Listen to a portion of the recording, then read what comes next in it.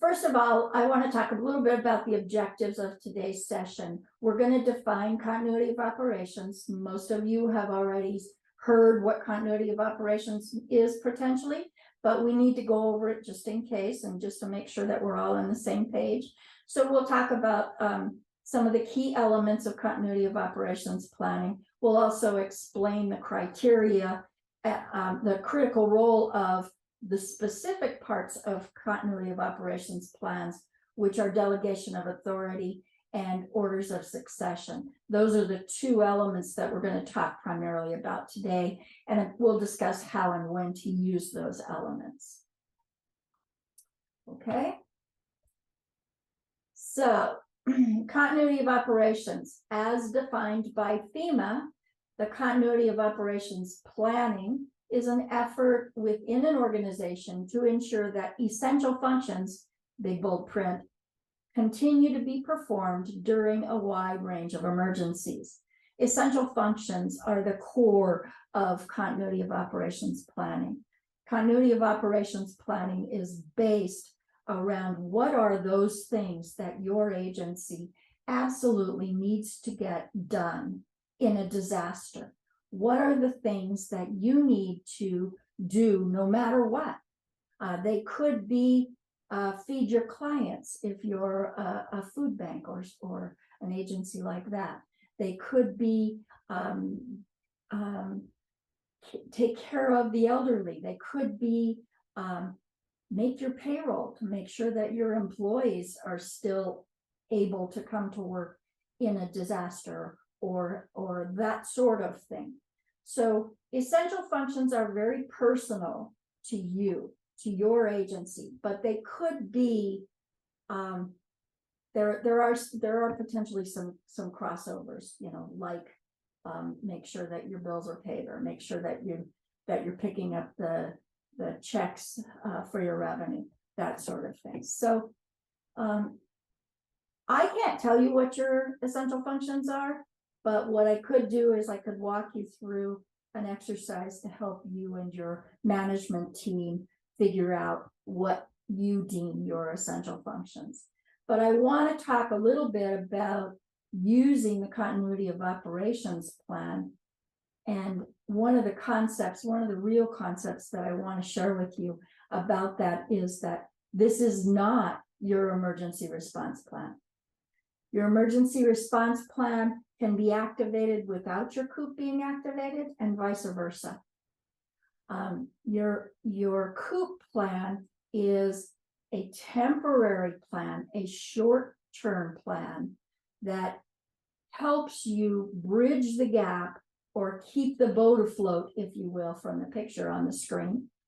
From the time bang happens, whatever bang is, getting your essential functions back up and running within that first 12 hours, and then being able to keep those essential functions up and running for a duration, whatever it takes for your other team, your management team, or whoever is involved in recovery to help your agency figure out how to get a new building, get your communications back up and running, get access to the internet again, whatever the issue might be. So they respond with the emergency response plan. You respond with your continuity of operations plan, and you're focused on your essential functions and keeping those essential functions up and running until they can get you in a more permanent place. Okay? Anybody have any questions thus far?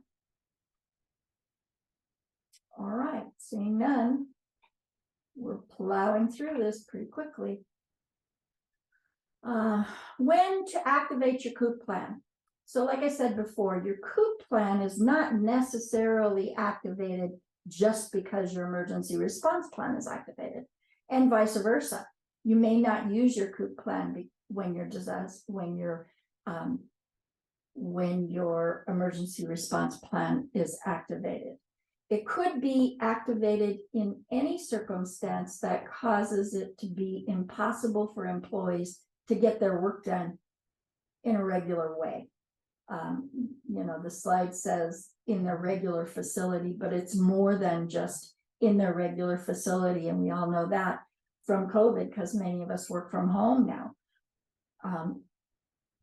So it's in the regular way that you would get your work done.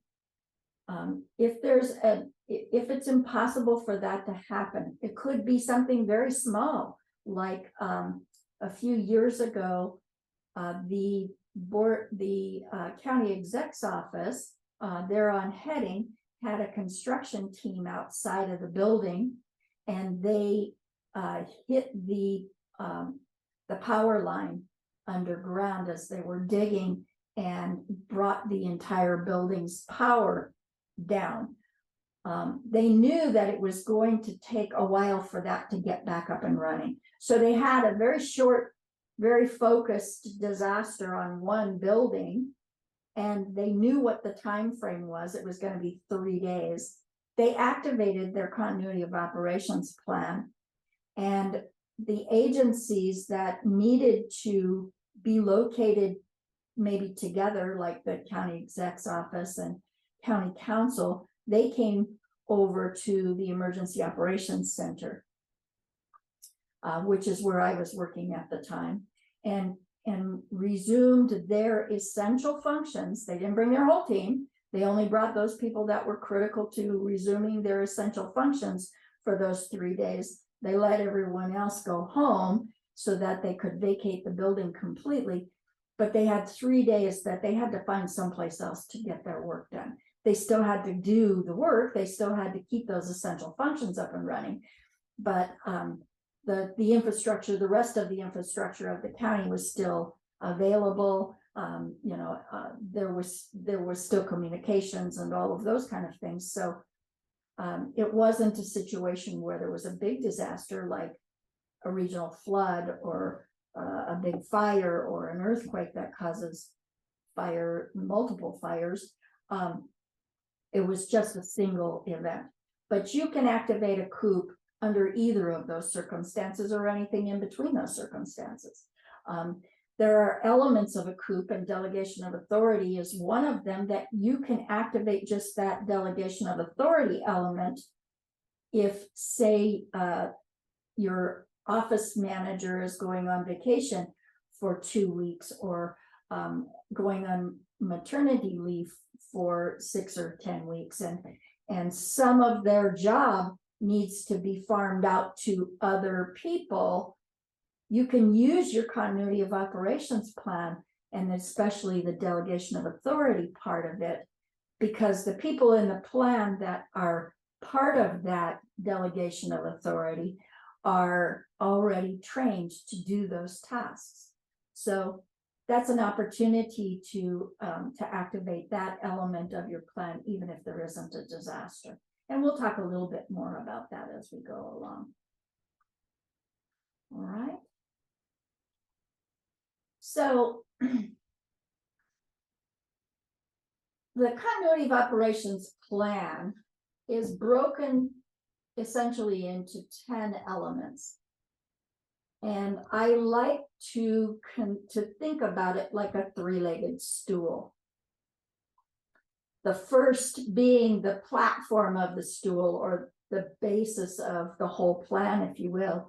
The reason that we have a three-legged stool is that platform, those essential functions, those things that you have to get done no matter what. And we talked a little bit about examples of what some of those things might be.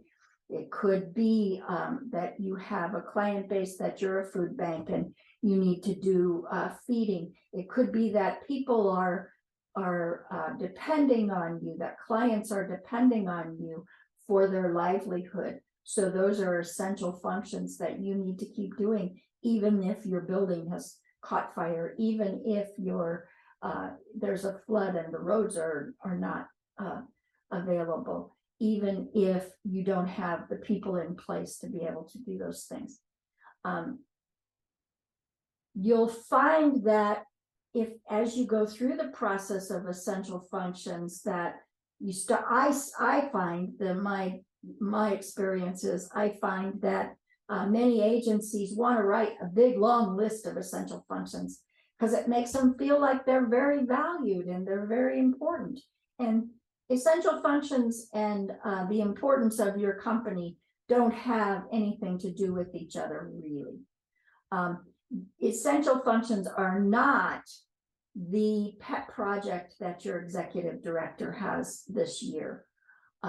Essential functions are not necessarily what is being funded by the grant. They could be, but they are not necessarily. So you need to take a look at every single function that your agency does, all the departments and all of the functions that they do. And that's how we start with essential functions, with determining essential functions, is write down everything. And then we'll eliminate those things that we don't have to keep up and running for that first short little period. Keeping in mind that continuity of operations planning is a shorter duration. So maybe it's something that seems critically important to you. There's an annual report that you have to get out in order to get funded for next year. If you're not close to the time of that report being done, it might be critically essential, but is it critically essential in the next 30 days? So there are things like that that you need to take into consideration. But everything else in the continuity of operations plan is based on whether or not we can get those essential functions accomplished and how we might be able to do that in a disaster of whatever kind. So the first leg of the stool talks about who's going to do those essential functions. So that's where we look at delegation of authority, where we look at orders of succession, and where we look at our human capital management.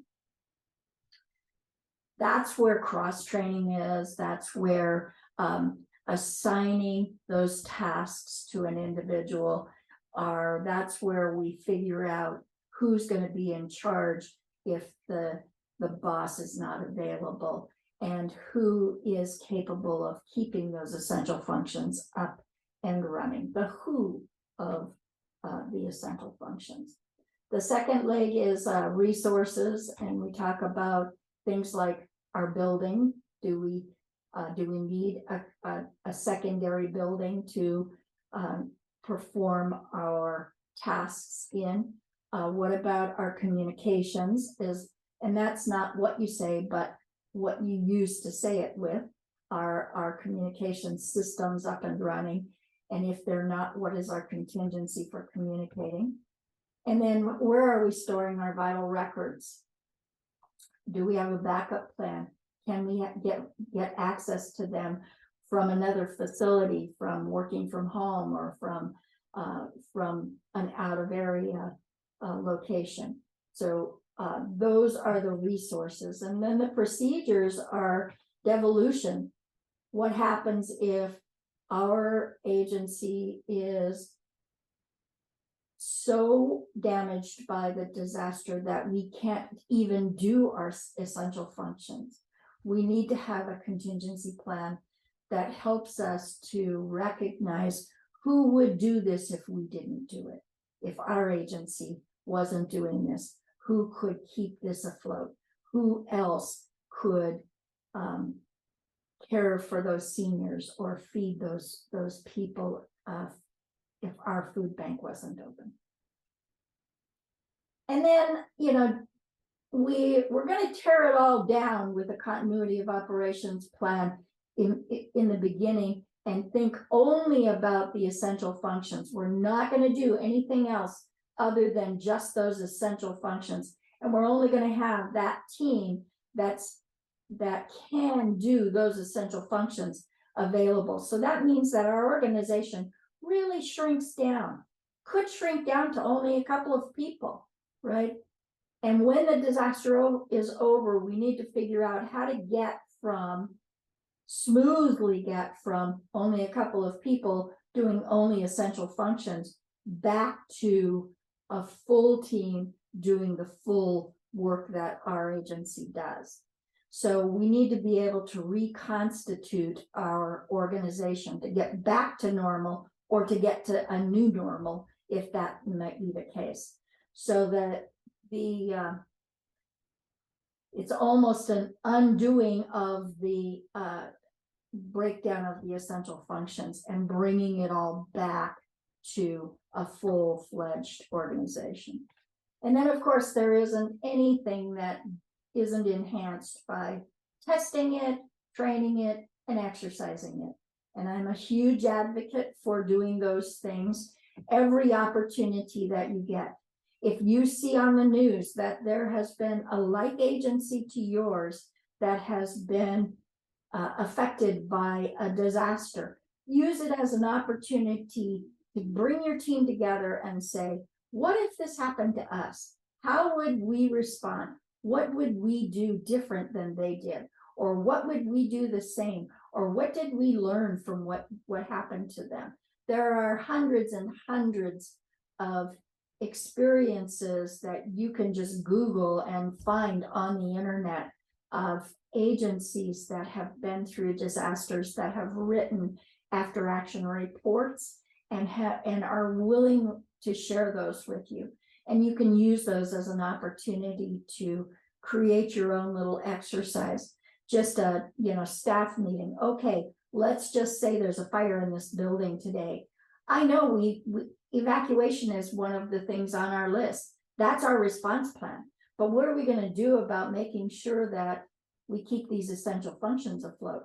Do we have a binder that has a list of who all is trained to be able to do those essential functions that we need to get out when we do our evacuation? Those kind of questions can be asked during an exercise and during a training, that cross-training of staff, that ability to recognize there's a binder with people's names and who's trained on what, and it sits at the station at the front door. Somebody needs to grab it. Who's going to grab it? That, just those things are more important than the document that's actually written on the piece of paper. The exercise of going through a training or an exercise or a discussion about what would we do if is essentially important to keeping your agency up and running and sustainable during a disaster and keeping those essential functions going for you. So let's talk a little bit deeper about the delegation of authority and the orders of succession. I left human capital management on this page because it is the third element of this leg of the stool, but we're not going to talk so much about it other than, managing the staff that are performing those essential functions is what delegation of authority and orders of succession are. And we'll talk a little bit more about what the difference is between delegation of authority and orders of succession. They may seem very similar to some, but there are some differences. But delegation of authority is delegating the tasks that the authority of those tasks to another individual. And it's usually the management or decision-making team that needs to consider the delegation of authority. So who can approve purchases in a disaster when a disaster happens and we activate our continuity of operations plan? On a day-to-day basis, maybe every purchase, every resource purchase needs to be approved by the director. But the director might say, once the COOP is activated, I give this person and this person the authority to sign for resources because I'm going to be busy doing other stuff, recovering or responding to this disaster or recovering from this disaster, focused on finding us another building or whatever. So breaking it down kind of by task or maybe a group of tasks and delegating that group of tasks to an individual or a group of individuals. Orders of succession is a little bit different in that it is more the whole individual's responsibilities, the responsibilities of the executive director as the executive director. You could activate the COOP plan, use your delegation of authority, and delegate some of the executive director's tasks to certain people who are trained to do those things. And then the rest of the executive director's responsibilities to the deputy director, for example, because the executive director is not in place. So we'll talk a little bit more about that, because that's what we're talking about today, is those two elements. But just briefly, that's kind of the differences between the two. The importance of a delegation of authority, and I guess this is probably a no-brainer, but let's talk about it anyway. You know, some of the purpose or some of the benefits of having a delegation of authority is that we ensure that there's no interruption in decision making, and decision making during a disaster is critical, of course. We have a smooth transition from, and maybe even a shadow situation where the executive director delegates authority to someone else and someone else shadows them so that they've got a backup, and we keep all of that information clear and up to date as possible. It clarifies who's in charge, so that that human capital management piece of this leg of the stool knows who to turn to if they've got questions, or who to take direction from, because this department has, the tasks of this department have been delegated to this particular person. It also provides some clear lines of authority so that there's no confusion and no inefficiency, and especially no redundancy. There's little worse than having redundant efforts wasted in a disaster because multiple people are trying to do the same thing, thinking that that's what needs to be done, and so we waste efforts. So making sure that those lines are clear and clean, and that'll reduce confusion. When can we trigger a delegation of authority? And, I talked a little bit about that earlier, but let's dig into it a little bit more. Of course, we can do it during an emergency or during when we've activated our continuity of operations plan, but we could do it anytime. Let's just say that the executive director is having a surgery and is going to be out for 6 weeks. And some of the tasks that they do on a regular basis, or would need to do in the next 6 weeks, need to be delegated to someone else. Well, what better place to go than to the delegation of authority in the continuity of operations plan to see who is already trained to do those tasks, who can actually seamlessly pick that responsibility up and take care of it for the next 6 weeks. So it isn't just in an emergency, but in planned absences, we can use the key personnel that have been trained to pick up the responsibilities of a delegation of authority to take over those tasks in a disaster. I mean, not in a non-disaster way. All right. So our delegation of authority plan needs to be very clear. And it's, when I talk about continuity of operations planning as a whole, as the basic plan itself, I skim over the delegation of authority and the orders of succession a little bit, because getting a plan in place is a stepped process. And having something in place is better than having nothing in place. But if we're really going to do all the work that needs to be done in a continuity of operations plan, we're going to dig deep into that delegation of authority, because it's so critical to the success of whether or not we keep those essential functions running smoothly and we have that smooth transition. And some of that has to do with having some clearly defined parameters for those tasks to ensure that nobody's got any questions about who makes the decision of this. It's not necessarily the manager that has the most seniority or the loudest voice or the biggest personality. It's not necessarily that person. It's the person that the executive director or the top management team has deemed appropriate to take on those tasks.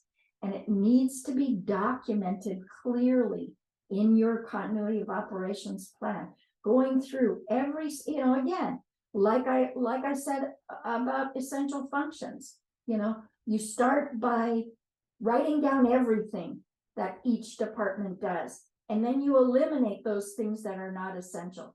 In this case, that's true too, but do it at a deeper level. Look at what the executive director does.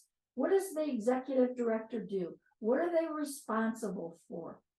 Let's look at everything they do, and then let's take all of those things and decide which ones are essential, which ones are important enough to do a delegation of authority. And it might be a little bit bigger than just the delegation of authority for a disaster. It might be that day-to-day delegation as well. What tasks does that executive director do that we need to give to somebody else, that we can be assured that that person will seamlessly keep that task going, or will seamlessly create that report or do whatever that task is? So if it's documented, there are two things that can happen. There's the ability for the person that's taking over that task to look at the documentation and say, this is what I'm supposed to do. These are my tasks. I don't do these things day to day, but I've been trained to do them in the absence of the executive director. And so therefore, these are the tasks that I'm taking on. And I've been trained on how to take care of each one of these tasks. I know where the files are that this information is kept in. I know what the process is. I know what the thought process is of the executive director as they do these tasks. And so therefore, I can pick up and take on this responsibility, this task's responsibility seamlessly without any interruption.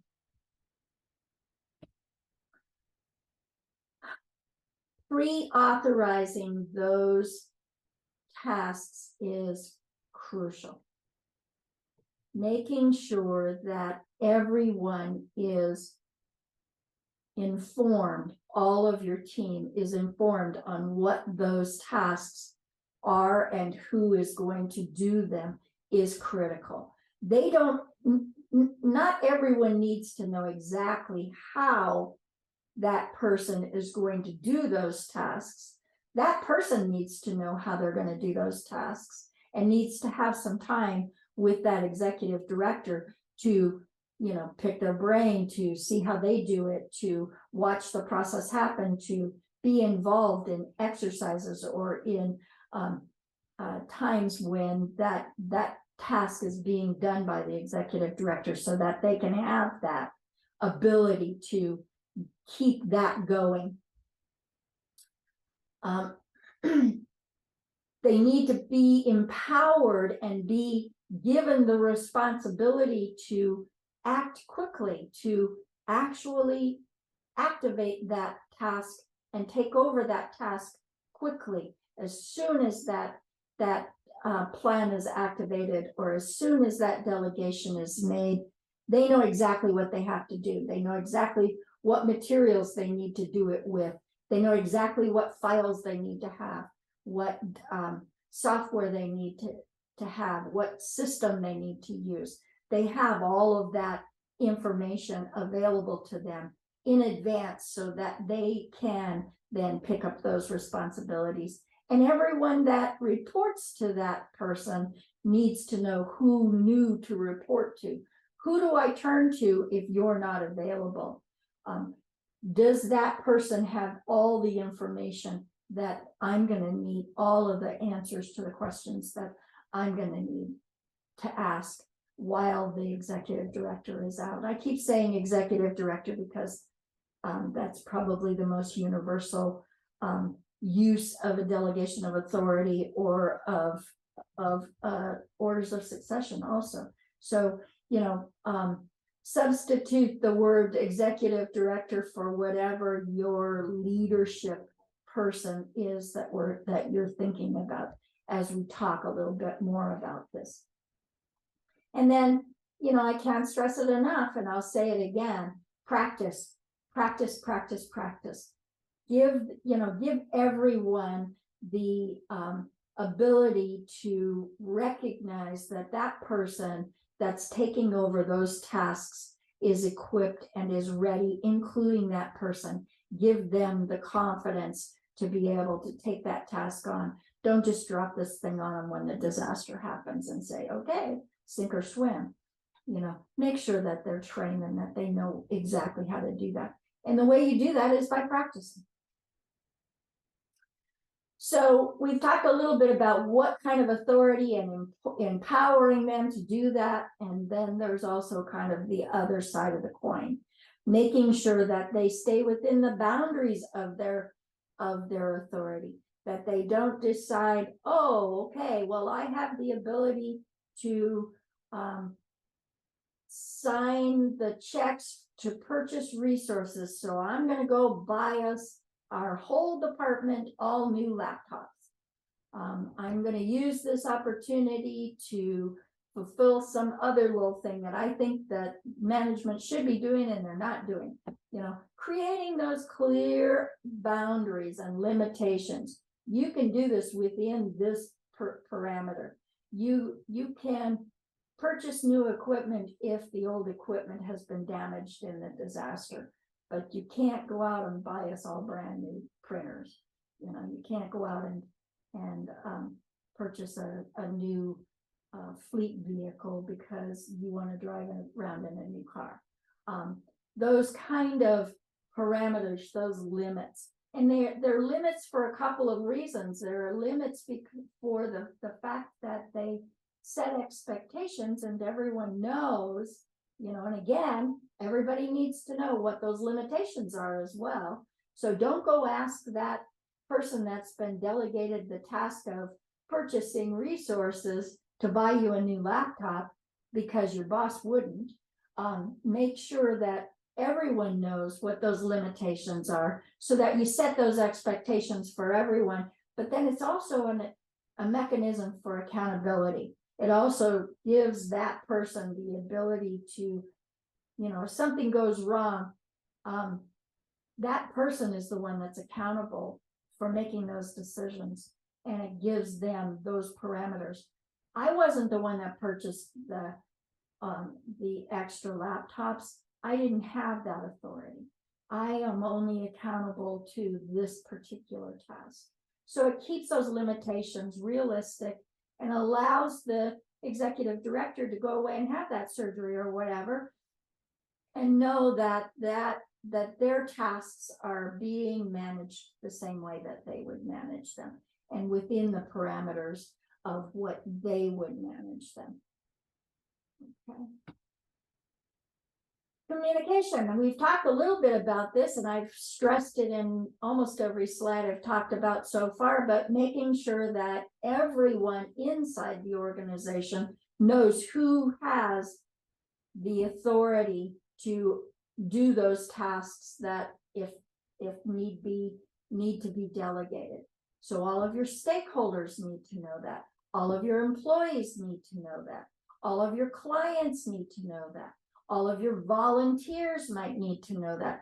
Anyone that's internal to your organization needs to know what the delegations are, especially if they're going to be affected by those delegations.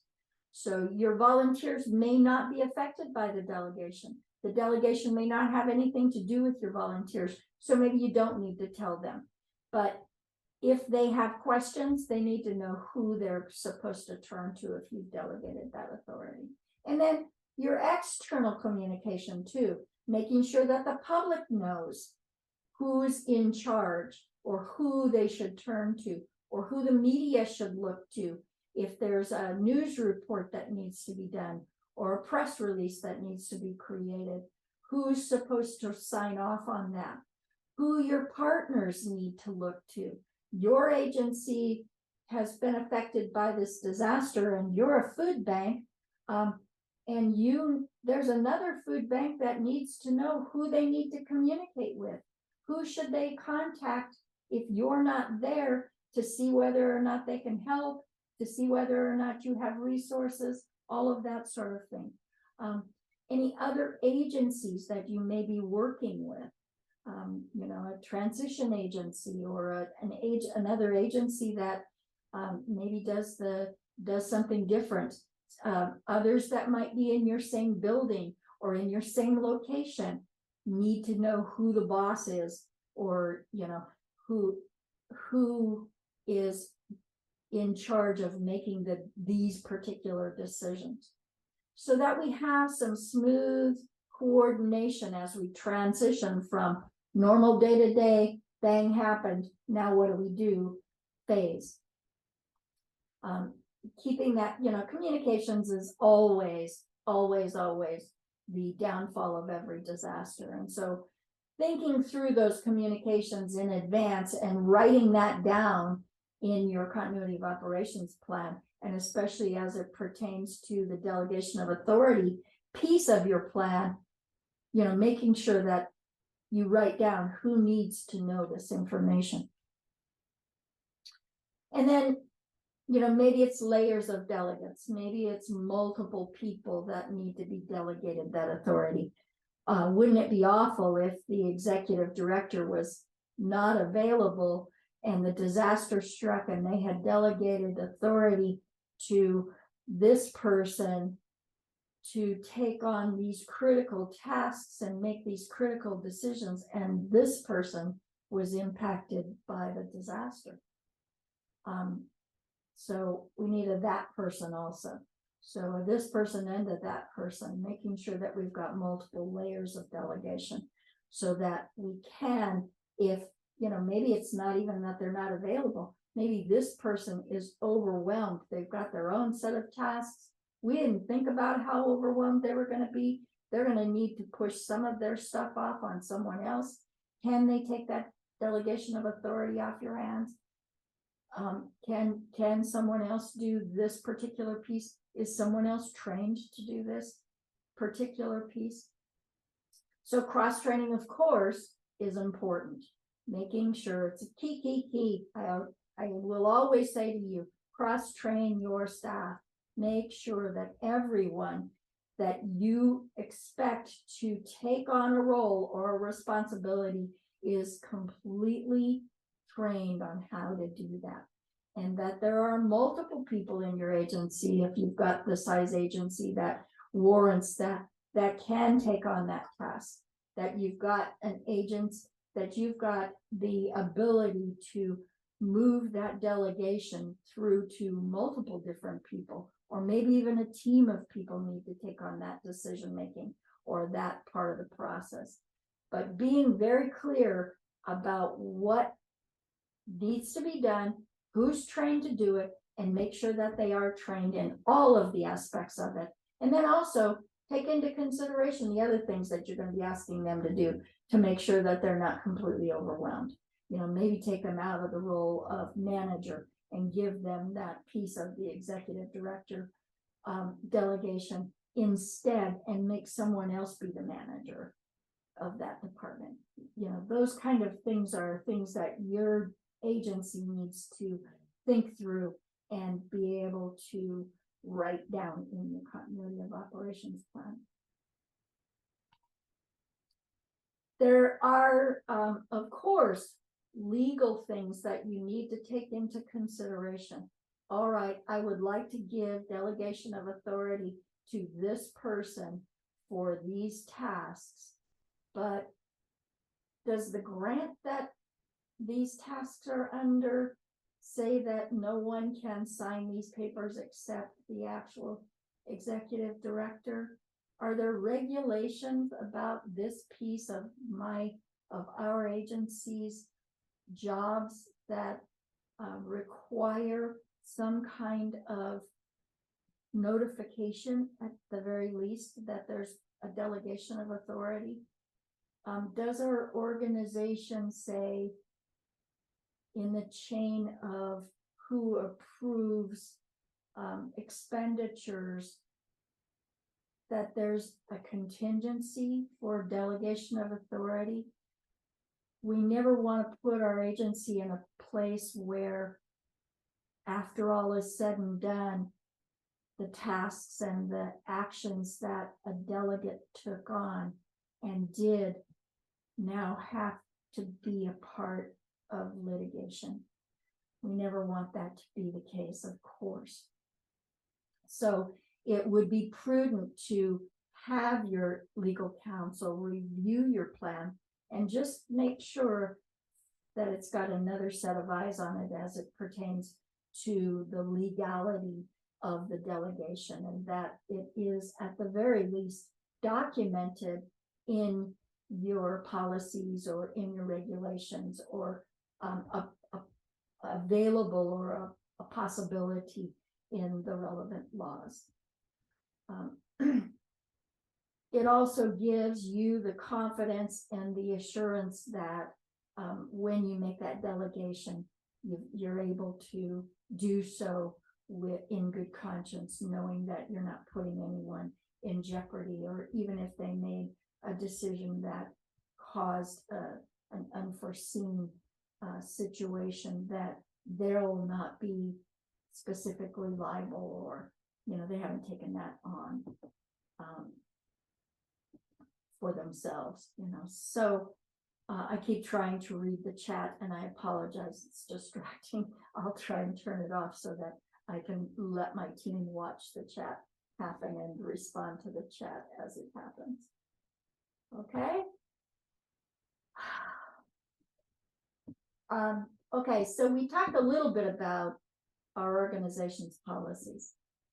We're going to reduce our legal risk by making sure that our policies align, and that at the very least we have written into our policies the flexibility to have some delegation of authority. That's going to increase our operational efficiency. It's going to give us a smoother transition. It's going to make it easier on our staff to know who's in charge, or who they should be turning to in a certain situation. And it's going to make our crisis response faster, because once the management team that has delegated their authority to someone else is freed up, they can then focus on the response, on the disaster response, on going with the inspector and making sure that the building is safe enough, or looking for a new property if need be, or talking with the construction team that's going to rebuild that part of your building that's been destroyed from the disaster.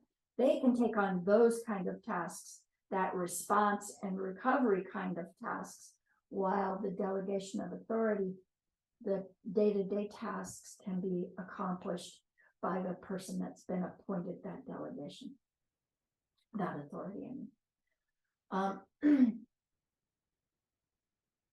I have probably seen, and in fact, if I'd be really honest, participated in the fact that more documents, the minute that you write a document, the next day it becomes out of date.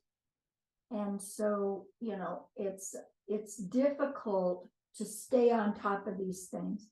And especially when you're in a business that's fast paced and you have lots to do on a day-to-day basis, and the sky's blue anyway, so who cares about this disaster stuff?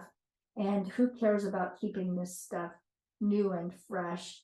And in the interim, the new grant that you just got had new regulations applied to it that now change everything as far as your delegation of authority is concerned. And you didn't take the time to look at those new laws and to adapt that plan and to revise that delegation according to the new regulations or according to the new structure. Maybe you've decided to eliminate a whole department in your downsizing of your agency, or maybe you've split a department into two departments and split the tasks of those folks. And the person that you're doing delegation of authority to for this particular task is no longer the person that's responsible for that kind of work on a day-to-day basis. And so therefore they wouldn't have the knowledge that they used to have. Maybe you have a situation where you just simply have a new structure, a new org chart, or a new management team has come in and changed things up for you. Maybe you've gone under new management, and that new management team needs to be on board with all those delegations of authority. So, checking and updating those plans on a regular basis is going to be a critical part of this whole process, making sure that everything is kept up to date. I know it's a low priority for most of us, but it will be the most important priority when the disaster hits. And you did hear me right. I said when, not if. So, operational readiness. We talked a little bit about training program, about making sure that people are trained to provide the tasks and to smoothly transition into those delegations of authority, and training everyone to know who's in charge and who has which tasks in a disaster when those delegations are made, and then to use that as an opportunity to exercise that, to simulate that, to just have a conversation. You don't necessarily have to get up and take action or take up time that maybe you wouldn't take up otherwise, but you do want to use your day-to-day exercises, your day-to-day operations as an opportunity to simulate what we would do. Maybe you're going about doing your day-to-day task and it's one of those tasks that you would delegate. Maybe you'll want that person that you'll delegate that to do the task, and you observe them doing it so that you can be assured that they have gotten answers to all of the questions that they might have as it pertains to that. And as you go through that process, maybe you can't make all the changes at once. Maybe you don't have the time to create a new plan or to update all of that stuff. Put it in an improvement plan. Put it in an improvement plan and put a time frame on it. By the end of this year, we're going to have these pieces of our continuity of operations plan updated by this person using this method of doing so.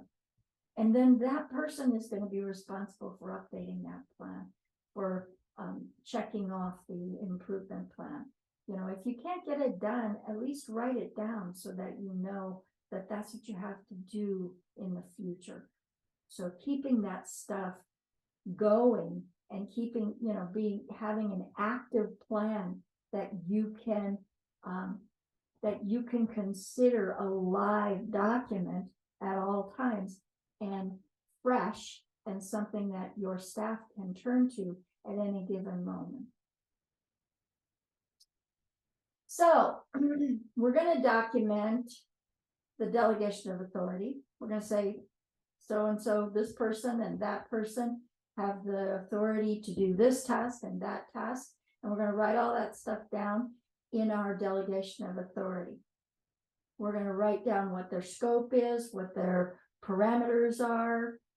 We're going to make sure that they have enough empowerment, but that they are still kept within a certain scope, that they know what conditions they would activate that delegation of authority. That's all documented in our document. But then there's another part of it. When that delegation of authority is kept, is activated, there's got to be some kind of record keeping that takes place at that time too. So we have to keep track of the actions that person that's been delegated that authority does.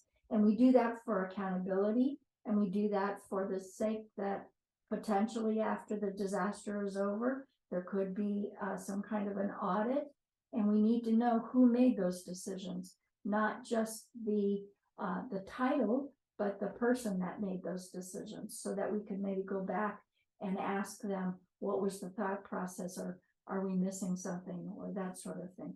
So keeping that record of all of the decisions that you made, if you're the one that's been delegated those tasks, is going to be as important as turning to the document that says these are the tasks that I'm supposed to perform. Okay. All right, let's get going.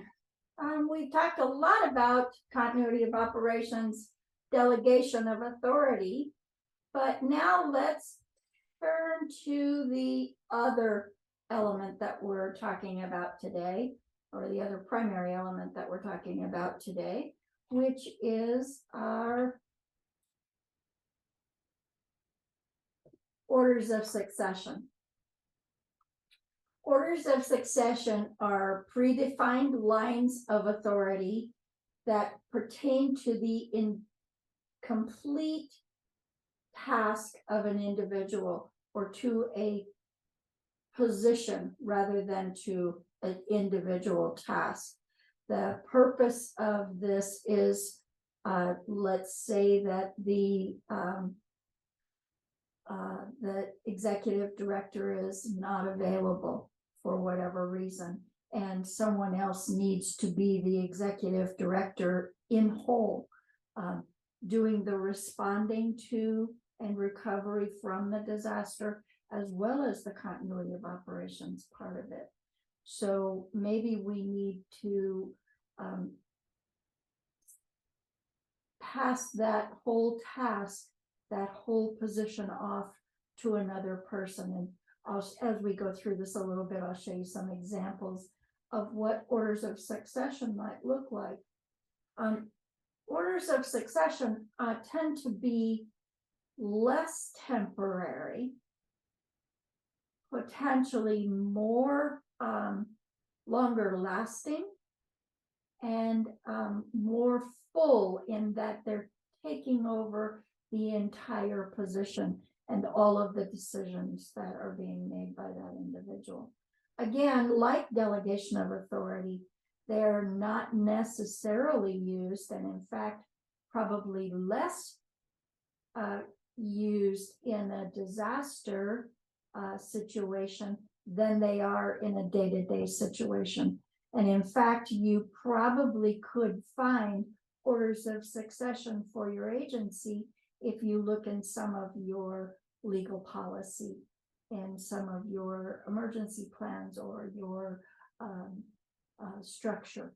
You'll see that there are contingency plans for upper leadership to pass on the delegation of their the orders of succession, their entire position, if you will. The purpose, of course, is to ensure continuity of leadership. So if the executive director is unavailable, the deputy director takes over, or whatever that looks like. And it also provides some clarity during a crisis for quick decision making. this might not necessarily be something that is handed to another person, but in the unforeseen situation where potentially the executive director is incapacitated or can't get there or can't, has their own issues happening, the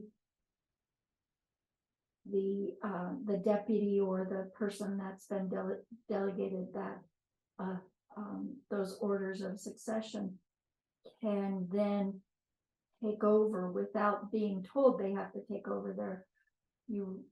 There could be certain circumstances where you would write into that reasons that succession would take place. Of course, it's used in an emergency situation where there's an assumption of responsibility during a crisis. That might be more short term.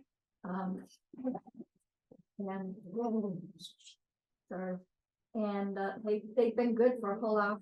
Hey, short term, that might be more of a short term situation, and then there might be more of a permanent situation or a longer term placement. Say the executive director isn't coming back from Tahiti, they decided to stay. And so, until we've found a new executive director who takes over that job. So it could be any number of reasons why there might be a succession and why someone new might come into play and take over a position. The criteria for orders of succession are, first of all, creating some kind of a plan. Let's decide in advance what positions need some succession, an order of succession, what expertise is available in the agency, who could take on the whole position of executive director. Could you take on that position?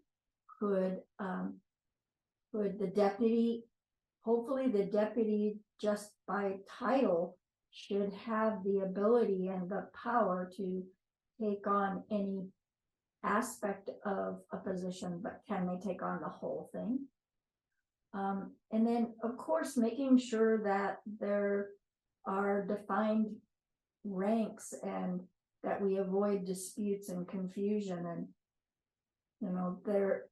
everyone knows who's in charge, who is the one making the decisions at this point. And again, this is not just who's going to be in charge of the volunteers, but it's more of the upper leadership level and the full decision-making powers for the agency.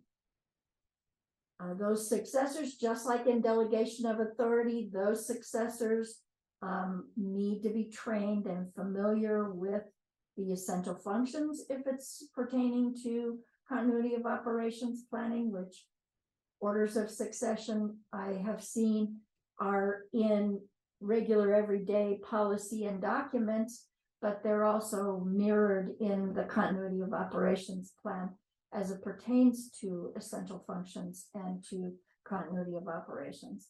So we have a situation where we know that every leadership team needs to have redundancies, and hopefully it's not just a single layer of redundancy. Some examples of succession planning might be if your chief executive officer is the primary leader, then the first successor would be maybe the operations officer, or maybe the vice president of operations, or maybe the regional director, depending on what the structure is of your agency. and what the circumstances are. If you have a deputy executive officer, that person might not necessarily be the first successor, because maybe the operations officer has more experience or is more in the weeds on the day-to-day operations, so therefore has more knowledge. I would not say that it's a good idea to base that on an individual personality or an individual's time with the company, but rather by title or by position. And I would say that to be true for all of the things that we're talking about as it pertains to delegation of authority as well as orders of succession. Never put the person's name in your plan that is your executive director or that is your operations officer, but rather put them in by title. And make sure that there are layers of successors. If there is a big earthquake, we might get down to the third or fourth layer of successor before we get to a person who is actually not affected by the earthquake and available to make the decisions that the agency needs to make during a major disaster. So those levels need to be considered. And like I said before, they are probably already written into your policies, and maybe the continuity of operations planning process hasn't been taken into consideration. And so therefore, maybe those orders of succession that are written into your policy are need to be updated. I found with I was working on continuity of operations planning with a city, and I found that that city had orders of succession in their city bylaws, whatever those are called, or ordinance, but it had not taken into consideration the fact that the facilities officer was also the planning section chief in the emergency operations center. And so they could not be in the line of succession to take on the responsibilities of the city manager, or at least we needed to consider when they would take on those responsibilities or when they would take on being the plant section chief in the emergency operations center. When a big disaster happens, there are lots and lots of tasks that need to be accomplished and lots of decisions that need to be made that are not made on a day-to-day basis. And overwhelming people quickly is one of the things that needs to be taken into consideration. And making sure that we didn't give all of the tasks to one or two people who might be completely capable of doing one, but not all of the tasks. So let's talk a little bit about the difference between delegation of authority and orders of succession. As it pertains to the purpose, the delegation of authority is a more temporary decision-making power, just the transition of making these specific decisions. Whereas these orders of succession might be more predefined leadership transition in the absence of whatever leader. So that, maybe the more rounded, higher decision-making process versus the shorter, more transferable decision-making power. I think for me, the biggest difference is the scope. And the scope being that delegation of authority specifically focuses on certain tasks or certain decisions. Approval of resource purchases, approval of overtime, determining whether or not we'll use volunteers in a situation, making sure that payroll gets accomplished. Those tasks that are specifically done by that person that need to be delegated and could be delegated, not necessarily to the next person in line, but to a junior member of the team or another person on the team or someone who actually knows enough about the volunteers that they could take on the task of managing the volunteers or whatever the task is or the decision is. Whereas the orders of succession is more of a full responsibility of a position. The director orders the succession to the successor of all of their responsibilities. That successor might then delegate some of the decision making of that position to other people. The duration of the difference between the two, delegation of authority might be more temporary. It might be you just have to make these few decisions and then you're done. Whereas the orders of succession might be temporary, but it could be more permanent. It could be more longer lasting. You're not necessarily digging down into the individual tasks, but rather the position and the decisions that need to be made or the responsibilities that need to be taken on by that full position. What triggers them is sometimes a difference. You know, there might be a difference if, say, for example, that person's unavailable to make that decision or to take on that task in a specific scenario, versus that person is not available to take on any tasks or not available to make any decisions. So, you know, there could be a situation where, you know, the director isn't available at all to make any decisions, or maybe the director is overwhelmed or has too many things to do because of the disaster that they push tasks off to an individual. So that might be another difference between delegation of authority over orders of succession. The documentation might be a little bit different. You know, you might have a little more flexibility in the delegation of authority, you know, documenting the tasks or the decisions that a person's made, who's been delegated that authority.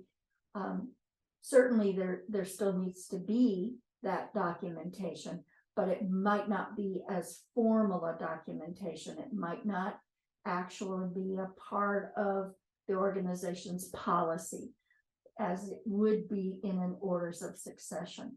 Orders of succession, like I said before, typically is found in the organization's policies and not just in the continuity of operations plan. And it's a much more formal passing of the torch rather than just asking someone to take on this task or make these decisions.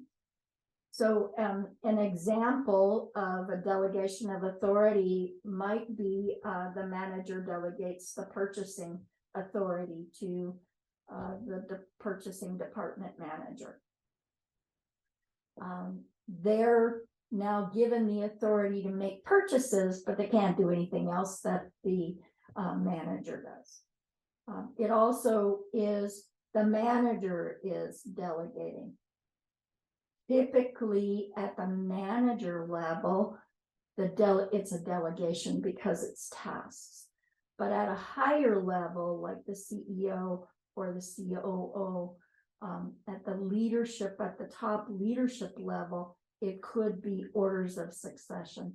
And then from there may be delegation of authority for certain tasks.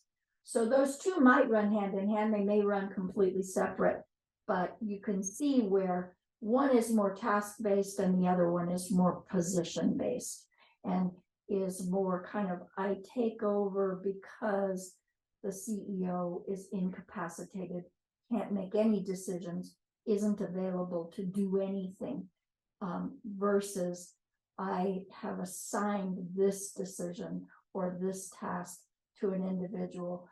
I'm still available as the CEO for other stuff.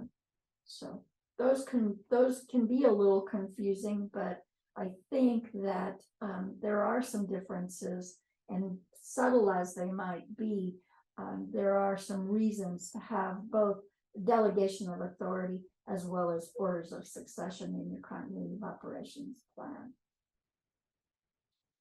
So now, how do we link these all together? How do we get them into our plan?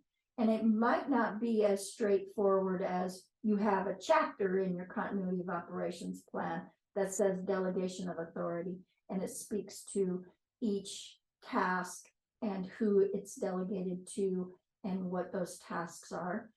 It could be that. It could be that the triggers are written in different places in your plan. That, you know, the elements under the essential functions, there is a place where delegation of authority is written, or there is a place where under the activation of the plan, you can write in delegation of authority could be activated without activating the full plan in certain circumstances. It might be written like that. Most often I have seen a kind of almost a standalone chapter for delegation of authority as well as for orders of succession. If you do have your orders of succession in your organization's policy, then you want to make sure that you have copied those into your continuity of operations plan. And that's a good time to review them and to recognize that they're being written into this continuity of operations plan, and consideration needs to be taken for the fact that there might be some other circumstances for which the orders of succession are used in a disaster that you hadn't considered before. So, it's a good opportunity to refresh that orders of succession as you copy those orders into your continuity of operations plan. Having the clearly stated delegations and orders of succession in your plan are the most important part of this piece. Whether you get them from your organization's policy document, or whether you write them specifically for the COOP plan and use them outside of the COOP plan, it doesn't really matter which way that goes. But ensuring, of course, again, that all personnel are aware of their roles and that they have been significantly trained and empowered to actually take on those tasks, and that there is the structure in place, the equipment in place, the access to the software in place, the access to the files in place, that all of those things have been taken into consideration as they pertain to either that delegation or that succession, so that whoever it is that's taking over those delegations and successions can accomplish those tasks in the smoothest way to make it as seamless as possible, either during a disaster or not. Of course, we've talked about this before, but let's say it again, making sure that those things are updated from time to time, and that you take a look at, especially if your organization has some kind of major shakeup or major organizational structure change. A lot of times you just don't think about how far reaching those kind of structural changes are, maybe we've eliminated a department, maybe we've split a department into two pieces, or maybe we've given some of the authority of one department to a different department. When those things take place, you need to take a look at your continuity of operations plan. It's continuity, so let's make sure that we continuously have the most updated information in the COOP plan as well as in our policy.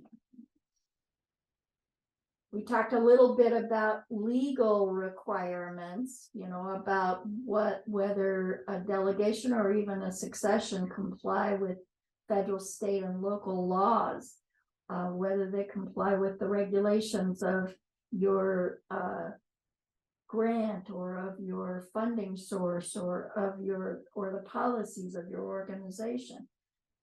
Getting your board of supervisors involved in the process, and at least getting them to sign off and recognize that these delegations and these successions are in place, so they too know who is accountable in case someone is not available. But then there's also, making sure that there are ethical considerations taken as well, that we've maintained some transparency and some fairness, that we haven't just given over a delegation or a succession to someone because they've been around a lot longer, or because they have a louder voice, or because they'll be mad if you don't. Those kind of considerations, the transparency and the reasoning for doing a succession or for doing a delegation are fair, and that everyone has an opportunity to know what that is. And then, of course, making sure that leadership has signed off on, has reviewed, has approved the delegation of and successions, both, that the board of supervisors or your board or whoever it is, whoever your leadership is, that they're aware that there have been these things put in place, and that they're aware when they are updated, that they know that this kind of consideration is taken place when there are updates in the organizational structure as well. There are some challenges, of course. There are always challenges when any of this kind of stuff takes place.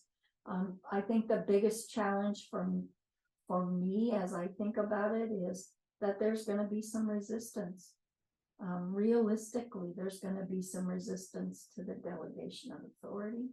There's going to not necessarily be resistance to the succession, but if the succession becomes outdated, that's a challenge. Keeping that stuff up to date is a challenge. Recognizing that the importance of this, when the sky is blue, it's difficult to recognize that disaster planning of any kind is important. It can be put on a back shelf easily when the disaster isn't happening. But when the disaster is happening, it comes to the forefront.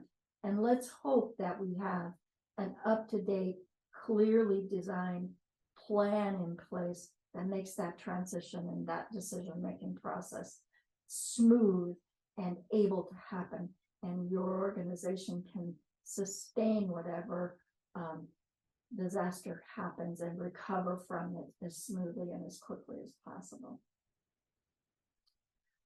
There are some best practices. The number one thing is practicing.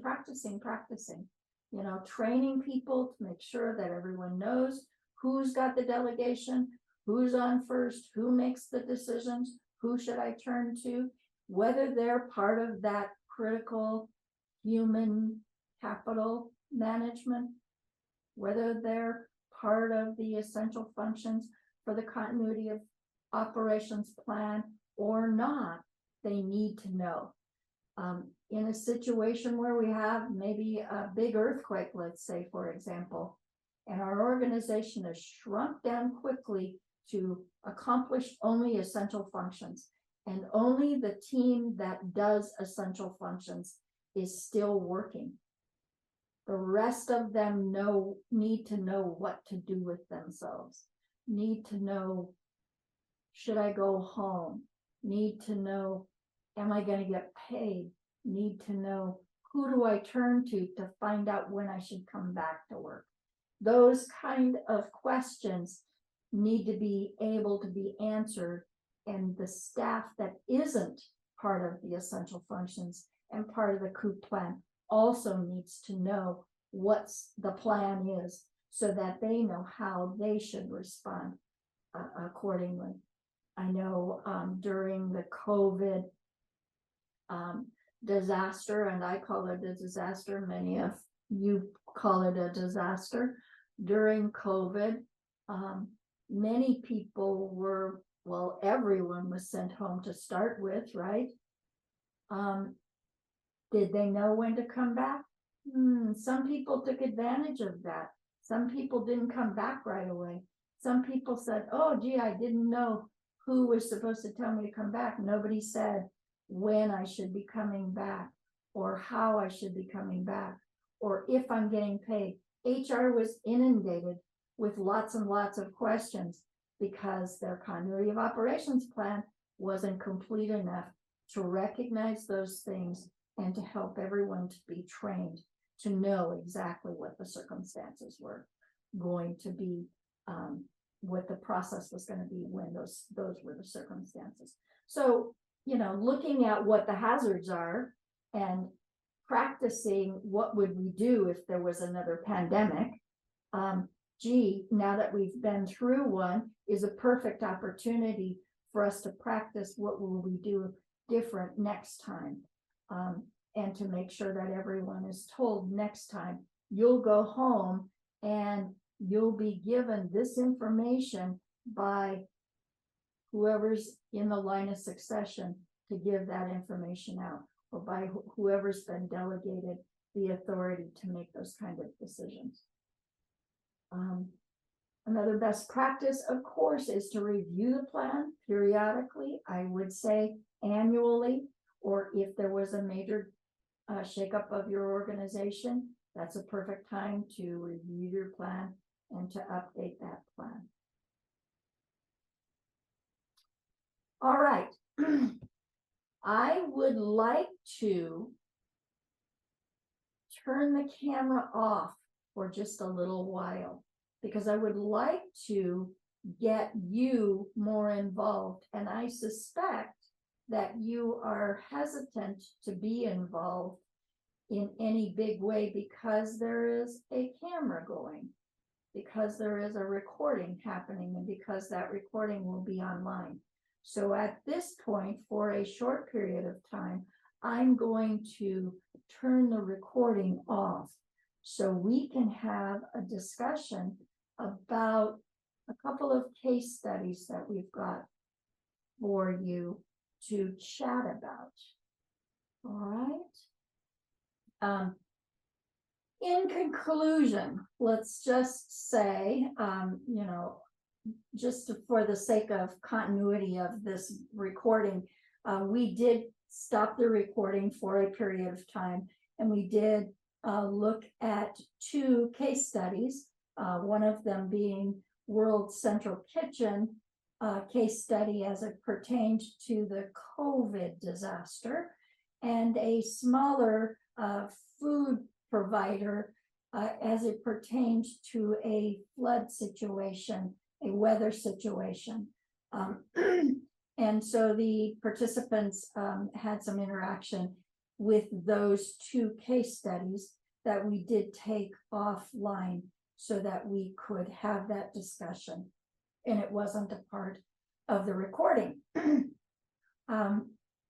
But in conclusion of this presentation, delegation of authority and orders of succession ensure that there is an uninterruptible continuation of essential functions. And like I said many times, essential functions are the foundation of continuity of operations. getting those essential functions done during a disaster, no matter what the situation is the reason to have a continuity of operations plan. Doesn't matter the size of your organization, doesn't matter the number of employees or the number of buildings you have or the extent of the work that you do. Every organization has the need in some way to have a continuity of operations plan. Some of the key takeaways are that, of having a delegation of authority and orders of succession in particular, is that those roles and lines of authority ensure that leadership continues, that there is a smooth transition, and that there is an uninterrupted ability to lead whatever the recovery or the response or recovery or continuity plan designates or requires.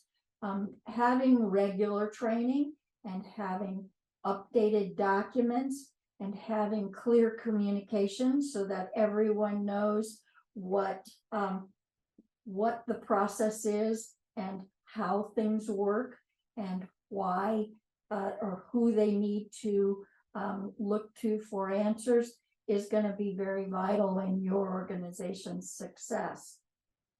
Some of the next steps that I would ask of you are that if you have a continuity of operations plan, to pull it out and take a look at it and review at least the sections that we've talked about today, the delegation of authority and the orders of succession. Maybe dig a little layer deeper in your plan and maybe write some of those contingencies that we've talked about today. Some of them being the what if an agency has a delegation of authority, the executive director has delegated some authority to some people, and then the executive director is no longer available, and so the chief operating officer takes over, and that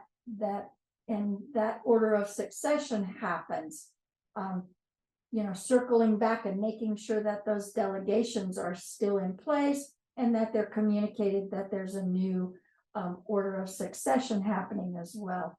Making sure that everyone is trained to do the jobs that they're being asked to do that are over and above their day-to-day operations, and that they have the tools and the equipment and the access to be able to do that as well.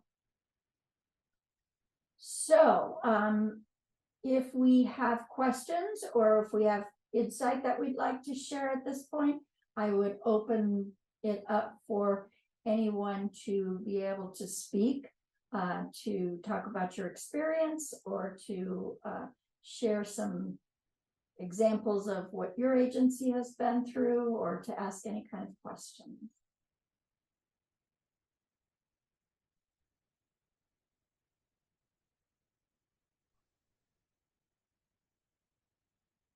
I know we had a lot more discussion when we were off camera, so I anticipate that we've answered all your questions and you don't have any more questions and you've already shared all your insight. And I appreciate that and am respectful of the fact that you don't have any questions or any more discussion that you'd like to have.